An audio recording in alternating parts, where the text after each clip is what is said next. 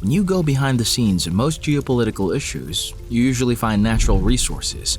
On the surface of the Middle East, you might hear about democracy, WMDs, or terrorism, but dig a little deeper and you'll strike oil.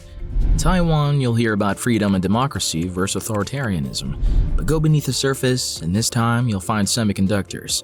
Although it's not a natural resource, it is similar to a natural resource in the sense that you can only get them in several parts of the world. And those parts of the world attract the attention from powerful countries and create the potential for massive conflict. The industry is worth around $550 billion, which may seem small when compared to the $5 trillion the oil industry is worth. But unlike oil, there are no alternatives like wind and solar. Semiconductors are not finite, and no random country will ever just happen to find a massive semiconductor factory with its borders. Semiconductors are in many ways now the lifeblood of the economy, and regardless of what your job is, they will play a massive impact on your life. The story of the semiconductor industry in Asia follows a similar narrative with most technology industries in Asia. Part 1. The US wants to improve its military capabilities. Part 2. The private sector uses the spin-off technologies from the military to improve their products. Part 3. Production is outsourced to Asia. Part 4. Factory employees in Asia use what little money they make to send their kids to school to become engineers, and to Western universities if possible. Part 5. The next generation of engineers start running their own factories. Part 6. Western people scratch their heads in confusion as they wonder where all the jobs went and why they can't compete with their Asian counterparts. In this case, a war-weary public in the US was more supportive of a space program than a military program, and so Nazi rocket scientists from the V2 program were brought to the US to improve missile technology / get to the moon. Semiconductors were the major spin-off technology, and they were then used by private industry to launch the digital revolution.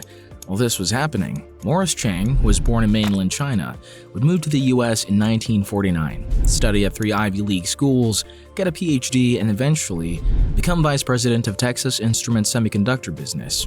He then had the idea that if companies focused only on semiconductor production, they could be far more efficient. In 1979, the US recognized Taiwan as part of China partly to separate them from the Soviet Union, and partly to get access to China's cheap manufacturing. Many Taiwanese were not happy about this and knew that they would need something to offer the US if they wanted leverage in their relationship with the mainland.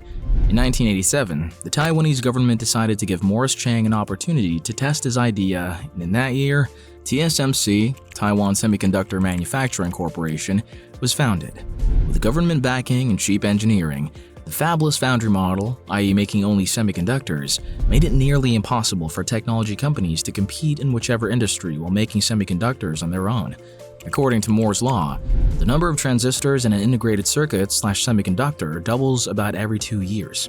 So basically, this industry moves very, very fast, which means if your company is even one bad year, you won't have the money for R&D, which will lead to a lesser product the next year, which leads to less profit and then less money for R&D and so on.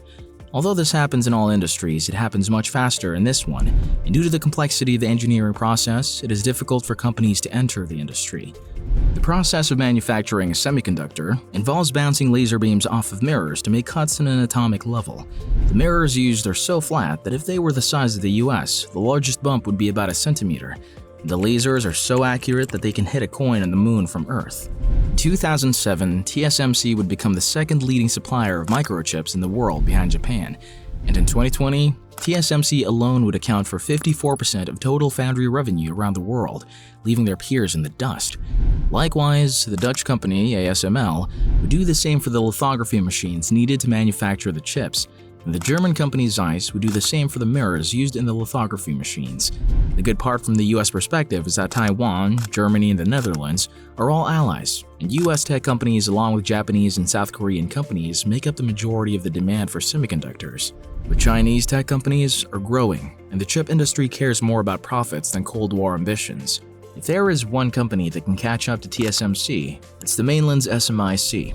With the government backing, along with the ability the CPC has to make tech companies like Huawei get chips from Chinese companies rather than the best bidder, Western attempts to slow down China's growth with a semiconductor stranglehold often result in the growth of the semiconductor industry in China at the expense of Western companies.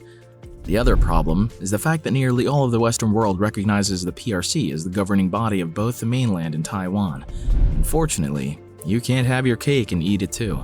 So the desire for cheap labor and victory over the Soviet Union has put the West in a position where over-reliance on one company, TSMC, causes the West to have to publicly declare a position that contradicts its official policy. The reality is that if the mainland exerts control over Taiwan, the Western world is in serious trouble. In the 1960s, the US spent more money on R&D than all foreign governments, foreign private companies, and US private companies combined. Today, things are different, and East Asian countries are now leading the way in new technology.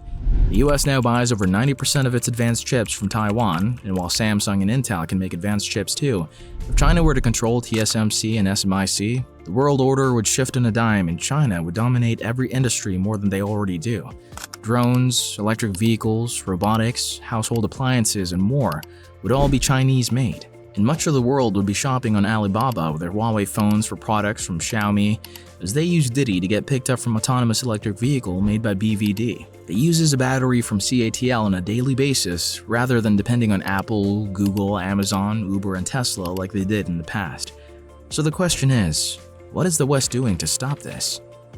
In 2022, the US enacted the CHIPS Act, which allowed for $52.7 billion in federal subsidies to support manufacturing for chips, along with a tax incentive program.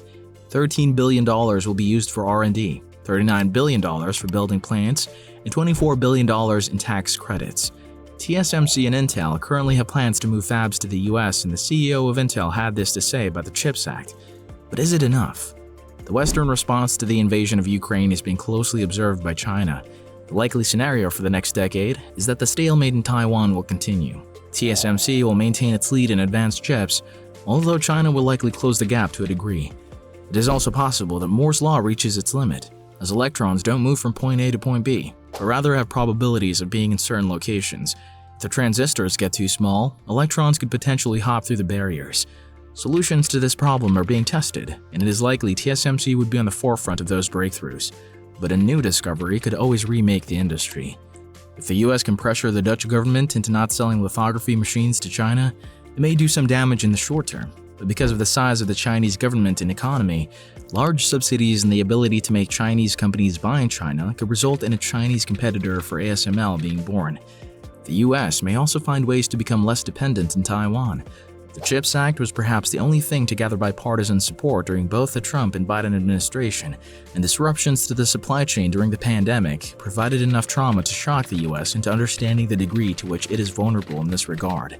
Semiconductors are now being talked about in all the media channels, along with shows like Patrick Bet-David, Joe Rogan, and Lex Fridman, and Chris Miller's new book, Chip War, has become a bestseller and required reading for many policymakers. Only time will tell whether the chip shortage during COVID was another Sputnik moment or a Suez crisis. But either way, everything from geopolitics to business and even what language kids study in school now teeters in the 2 nanometer wide transistors being made in Taiwan's TSMC.